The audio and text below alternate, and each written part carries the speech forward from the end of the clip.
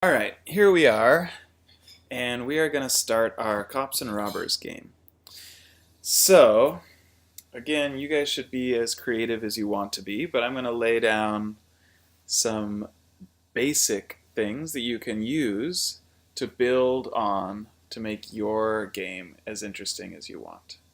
But if you just follow these rules, you will be able to pass. So, I'm going to start by making two sprites.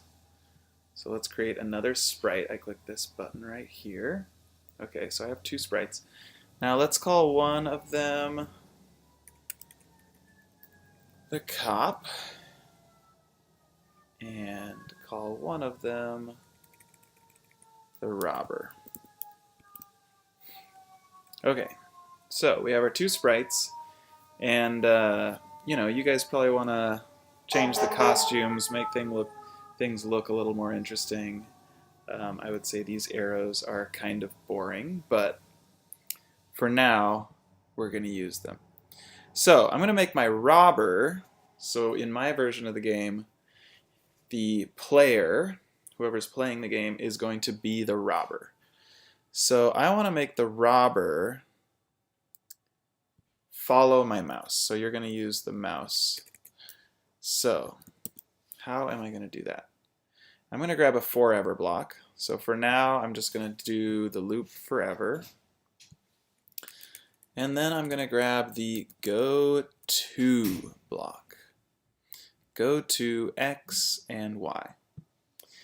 And then it just so happens that we actually have the mouse X and mouse Y. So that's pretty easy. So we click to run the loop, and voila. The robber sprite now follows my mouse. That's great. So now I want to make the cop sprite chase my robber sprite. So how can we do that? So I'm going to click on my cop sprite. So you notice my scripts pane changes. So I'm going to have different scripts in both of my sprites. So my cop sprite, what do I want to do? So again, I'm going to grab a forever block, because for now I'm just going to have it loop forever. Later on we can change that up a little bit. And then I am going to have this cop sprite point towards my robber sprite.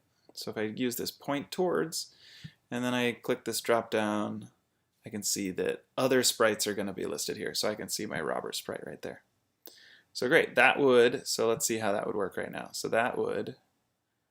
there's my cop, and here's my robber, and so, okay, so that makes it point in the direction, and it's just repeating that forever for now. Okay, so that's pretty cool. We start with that.